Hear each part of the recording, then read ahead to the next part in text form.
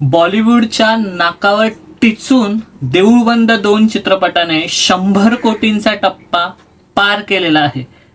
देऊळबंद 2 चित्रपटाच्या कलेक्शन्समध्ये तंबू कलेक्शन्स म्हणजे काय हे सुद्धा आपण जाणून घेणार आहोत. आणि घबाडकुंड चित्रपट पुन्हा एकदा या वीकेंडमध्ये ट्रॅकला आलेला आहे आणि तुंबाडची मंजू या चित्रपटाचा क्रेज अजूनही कायम आहे. तर हे सगळं आपण ह्या व्हिडिओमध्ये जाणून घेणार आहोत. तर व्हिडिओ संपूर्ण पहा, खूप इंटरेस्टिंग होणार आहे. नमस्कार, मी साहिल निकम तुम्हा सर्वांचं मनापासून स्वागत करतो माझे यूट्यूब चॅनल पिक्चर प्लॅटफॉर्ममध्ये. सो एका मराठी चित्रपटाने 100 कोटींचा टप्पा पार केलेला आहे, तोही फक्त 40 दिवसामध्ये. सो ही व्हिडिओ शेअर झाली पाहिजे सगळीकडे, फेसबुक आणि इंस्टाग्रामला. सो तुम्ही शेअर कराल असं होप करतो आणि व्हिडिओला हाईप कराल, जे की कमेंटच्या बाजूला एक बटन आहे, तर हाईप नक्की करा. सो 100 कोटींचा टप्पा पार केलेला देऊळबंद 2 चित्रपटाने बॉलिवूड चित्रपटांच्या डोळ्यात डोळे घालून असं म्हणू शकतो.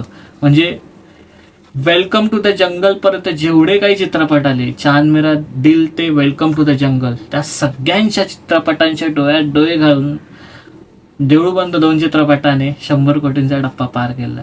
सो ह्या देऊळबंद 2 चित्रपटाचं जे कलेक्शन्स असणार आहेत ते मी ग्रॉस कलेक्शन सांगतो, कारण आता काही अर्थ नाही नेट कलेक्शन सांगण्यात.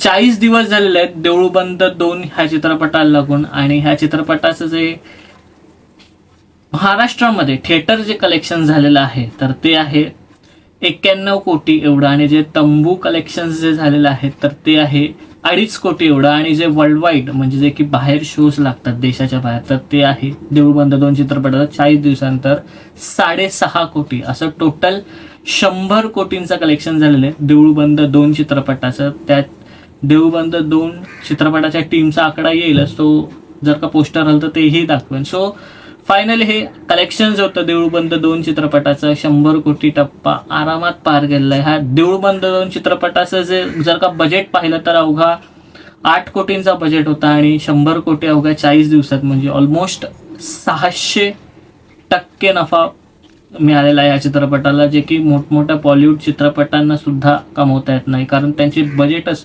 200 ते 250 कोटींचा असतो.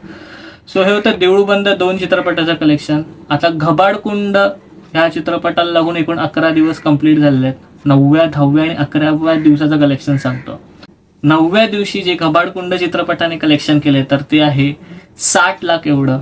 10व्या दिवशी म्हणजे रविवारी, ह्या रविवारी जे कलेक्शन केले ते आहे 60 लाख एवढं. आणि सोमवारी म्हणजे काल चित्रपटाने घबाडकुंड चित्रपटाने जी कमाई केली तर ती होती 10 लाख एवढी. घबाडकुंड चित्रपटाचं 11 दिवसांनंतर जे नेट कलेक्शन झालेलं आहे तर ते आहे 6 कोटी एवढं. आणि जे ग्रॉस कलेक्शन झालंय घबाडकुंड चित्रपटाचं 11 दिवसानंतर ते आहे 6,75,00,000 एवढं. आता चित्रपटाचा घबाडकुंड या चित्रपटाचा बजेट पाहिला तर अवघा 6 कोटींचा आहे, सगळीकडे हेच सांगितलं आहे. सो 6 कोटींचा बजेट आणि 6,75,00,000 कमाई, म्हणजेच ऑलमोस्ट हा बजेट रिकवर करून प्रॉफिटकडे जातोय चित्रपट. म्हणजे हा जर का 25 दिवस जरी चित्रपटगृहांमध्ये टिकला तरी हा 10 कोटी नक्कीच कमवेल चित्रपट. सो जर का 10 कोटी कमवले तर हा चित्रपट 2026 मधल्या आलेल्या चित्रपटांपैकी 4थ्या क्रमांकाचा चित्रपट ठरेल, 5व्या क्रमांकाचा चित्रपट ठरेल जो की सर्वाधिक कमाई करणारा चित्रपट होईल. म्हणजे अगबाई सूनबाई काय म्हणतात सासूबाई हा जो चित्रपट आहे त्याला मागे काढेल आणि 5व्या क्रमांकावर जाईल. आता पुढचा जो चित्रपट आहे तो आहे तुंबाडची मंजुळा. तुंबाडची मंजुळा हा चित्रपटाने मॅजिकच करून दाखवलं, एक चमत्कार करून दाखवला. कोणाचंच लक्ष नव्हतं, पण कधी 15 कोटी कमवले, कधी 16 कोटी कमवले, कळालंच नाही. तुंबाडची मंजू या चित्रपटाला लागून 25 दिवस झालेले आहेत.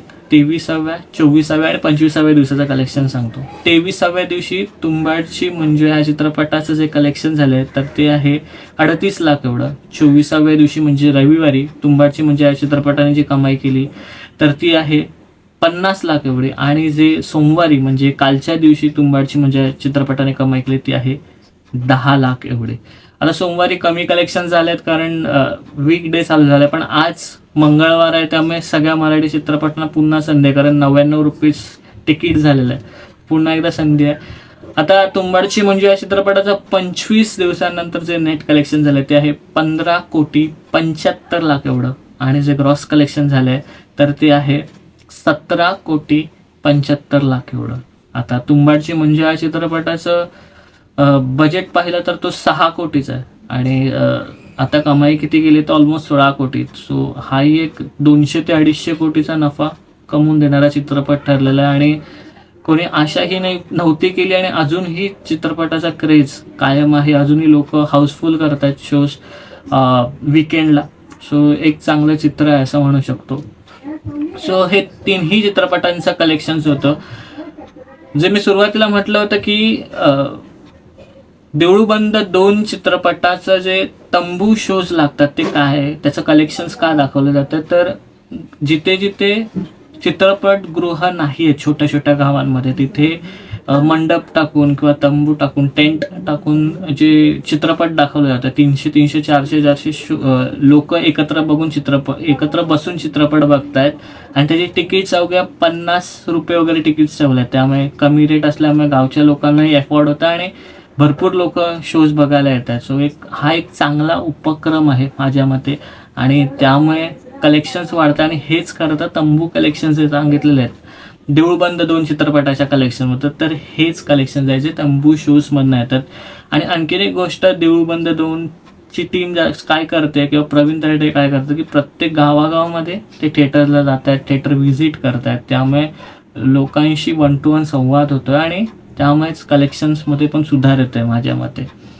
सो हे होतं तिन्ही चित्रपटांचं कलेक्शन्स आणि तंबू कलेक्शन जे असतं ते तुम्हाला सांगायचा प्रयत्न केलाय. आता इथून पुढे मोठमोठे हिंदी चित्रपट आहेत. अल्फा नावाचा चित्रपट येतोय, धमाल 4 आणि ऑलरेडी कॉकटेल 2 आणि वेलकम टू द जंगल आहे. सो किती शोज डिवाइड होतात मराठी चित्रपटांमध्ये आणि मराठी चित्रपट अजून टिकून राहतात का ह्यांच्या समोर हे बघणं खूप एक्साइटिंग असणार कारण पुढेही मराठी चित्रपट मोठे मोठे येत आहेत. सो त्यामुळे हे 3 चित्रपट अजून किती कमाल करू शकतात हे बघणं सुद्धा इंटरेस्टिंग असणार आहे. तर तुम्हाला काय वाटतं की घबाडकुंड हा चित्रपट अजून 10 कोटीपर्यंत पोहोचू शकतो का? म्हणजे आता त्याचं कलेक्शन हे अवघं 6-6.5 कोटी झाले असं तो 10 कोटीपर्यंत पोहोचू शकतो का?